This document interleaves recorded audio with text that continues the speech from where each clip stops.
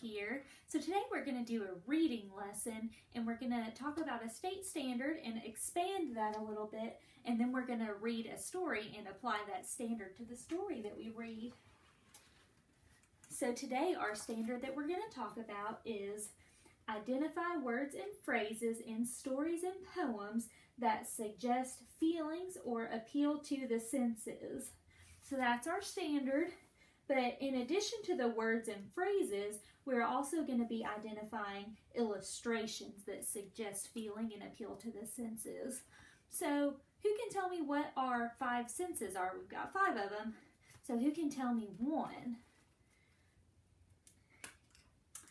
All right, so we've got sight, good job. What else? Hearing.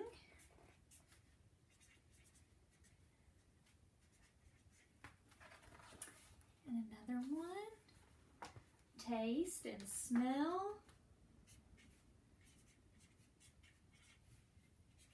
And then there's one more, touch, good job. Now what about feelings? Who can tell me a feeling or somehow you might feel? You could feel happy.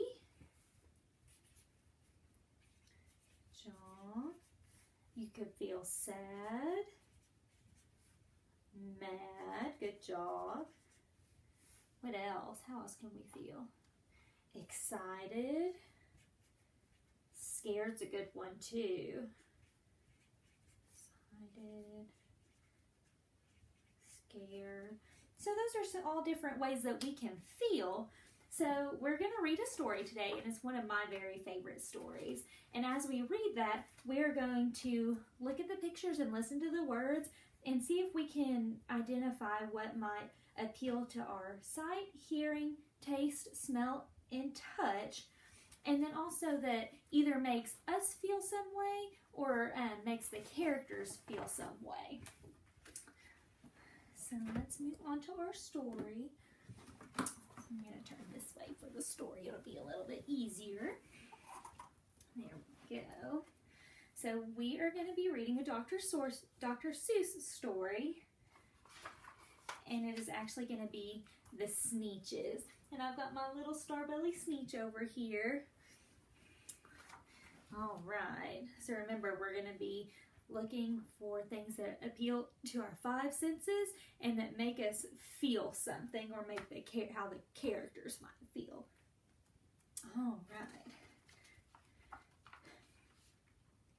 Now the Starbelly Sneetches had bellies with stars. The plain belly Sneetches had none upon theirs. Those stars weren't so big. They were really so small. You might think such a thing wouldn't matter at all.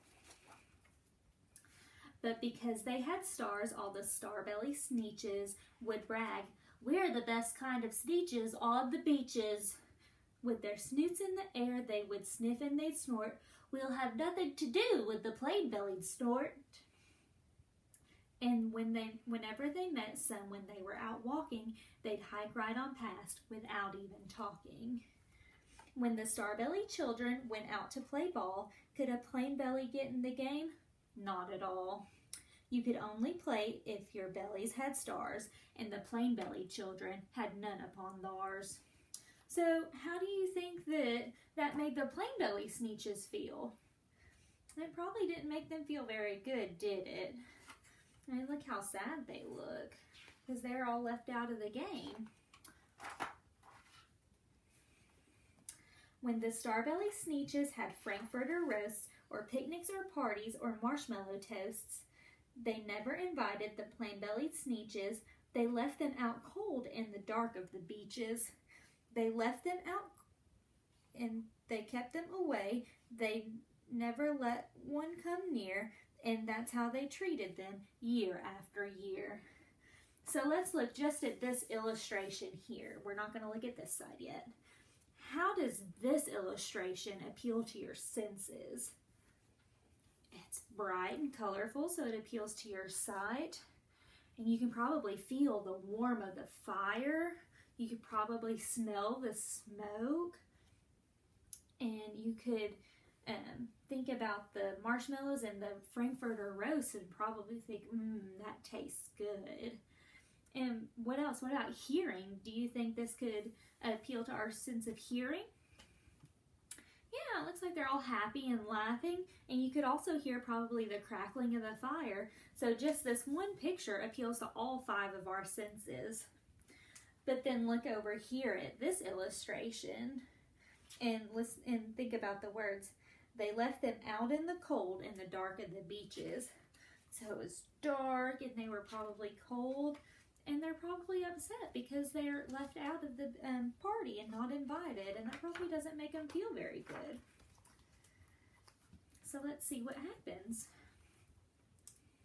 Then one day it seems, while the plain-bellied Sneetches were moping and doping alone on the beaches, just sitting there wishing their bellies had stars, a stranger zipped up in the strangest of cars. "My friends," he announced in a voice clear and keen, "my name is Sylvester McMonkey McBean, and I've heard of your troubles. I've heard you're unhappy, but I can fix that. I'm the fix-it-up chappie.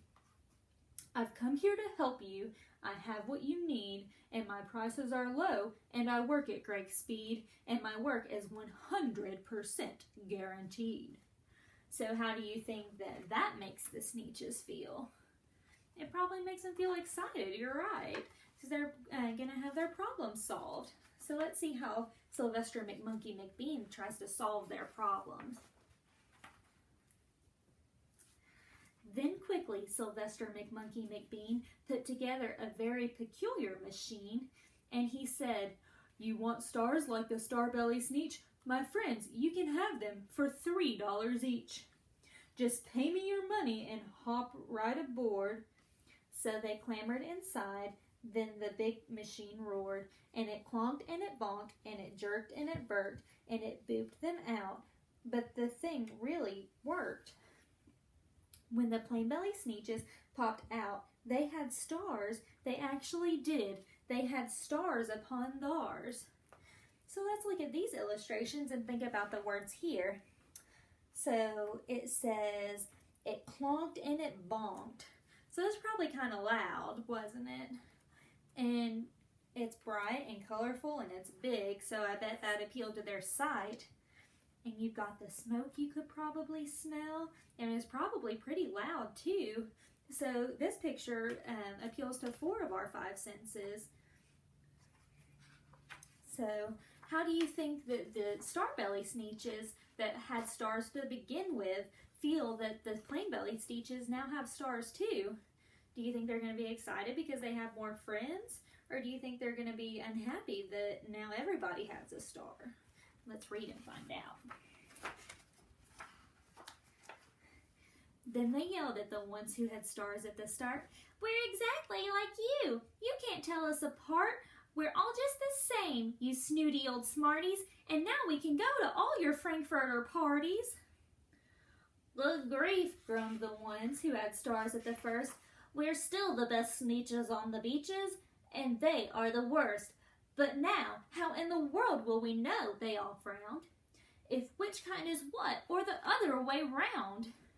So the Sneetches who had stars to begin with are not happy. They're upset that now everybody has a star. They still think that they're the better Sneetches. Then came McBean with a very sly wink. He said, "Things are not quite as bad as you think, but come, so you don't know who's who, that's perfectly true, but come with me, friends. Do you know what I'll do?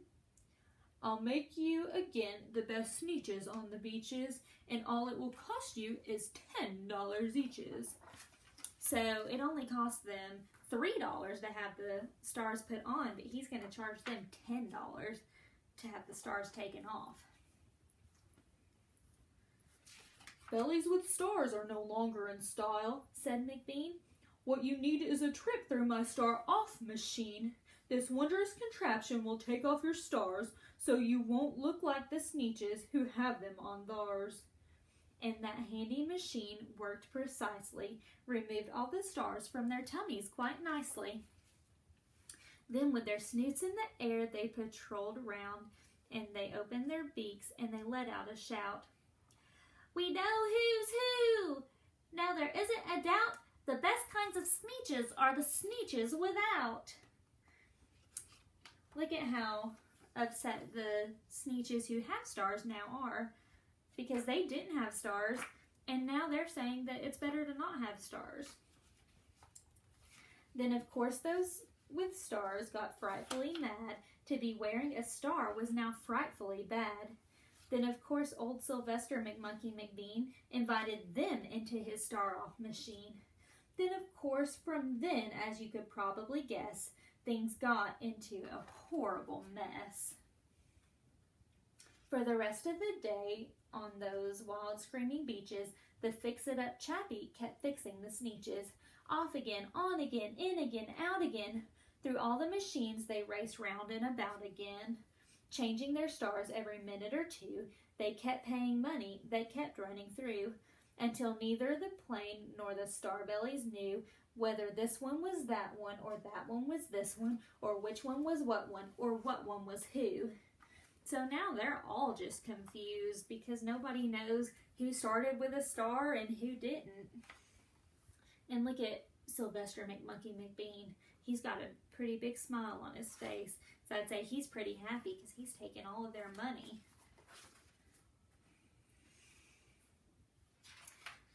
Then when every last cent of their money was spent, the fix-it-up chappie packed up and he went, and then he laughed as he drove in his car up the beach. "They'll never learn. No, you can't teach a Sneetch." So look how happy he is that he's driving away with all of his money. And then look how upset that all the Sneetches are. But McBean was quite wrong, I'm quite happy to say, that the Sneetches really got quite smart on that day. The day that they decided that Sneetches are Sneetches and no kind of Sneetch is the best on the beaches. That day all the Sneetches forgot about stars and whether they had one or not upon theirs. So at the end of the day, they decided that it didn't really matter who had a star and who didn't, that they should all just try and get along. And that probably made both sides pretty happy. So that's our Sneetch story. All right. So I hope you all enjoyed this. If you have any questions, please just send me an email.